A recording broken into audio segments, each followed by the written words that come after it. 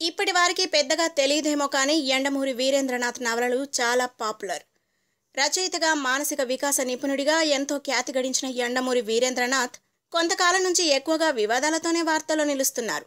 అప్పట్లో రామ్ చరణ్, దేవిశ్రీ ప్రసాద్ పేర్లను ప్రస్తావిస్తూ రామ్ చరణ్ తక్కువ చేసి మాట్లాడిన యండమూరి వీరేంద్రనాథ్ వీడియో సోషల్ మీడియాలో వైరల్ అయ్యింది.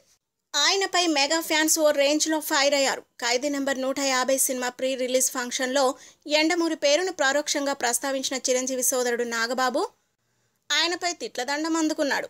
ఆ తర్వాత మళ్లీ ఎక్కువగా వార్తల్లో లేని యండమూరి మరోసారి మరో సెలబ్రిటీని కించపరిచేలా వ్యాఖ్యలు చేస్తూ న్యూస్ మేకర్గా మారిపోయాడు.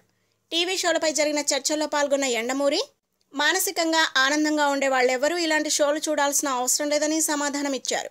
ఇలాంటి షోలను చూడటం వల్ల మానసిక ప్రశాంతత పోతుందని, ఏమాత్రం ఇంగిత జ్ఞానమున్నా ఇలాంటి టీవీ షోలను ప్రసారం చేయవద్దని ఛానళ్లకు సూచించారు. టీవీ షోలలో తీర్పులిచ్చే వాళ్ళు తమను మేధావులుగా భావించుకుంటారని, వాళ్ల సీక్రెట్లన్నీ తనకు తెలుసని విమర్శించారు.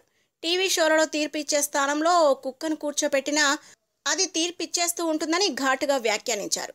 యండమూరి మాటలు విన్నవారంతా ఆయన టార్గెట్ చేసింది రోజానే అని చర్చించుకుంటున్నారు. జబర్దస్త్ షోతో పాటు రచ్చబండ షోలో హాల్చల్ చేసే రోజా గురించే యండమూరి ఈ తరహా వ్యాఖ్యలు చేశారని చర్చించుకుంటున్నారు. అయితే ఆయన టీవీ షోలో జడ్జిలుగా వ్యవహరించే వారిని టార్గెట్ చేయాల్సిన అవసరం యండమూరికి ఏముందనే ప్రశ్నకు మాత్రం సమాధానం దొరకడం లేదు. మరి తనని విమర్శించే వారి మాటలకు తూటల్లాంటి మాటలతో సమాధానం చెప్పే రోజా యండమూరికి ఏ రకంగా కౌంటర్ ఇస్తుందన్నది ఆసక్తికరంగా మారింది. If you like the video, please like us and subscribe Tollywood Nagar.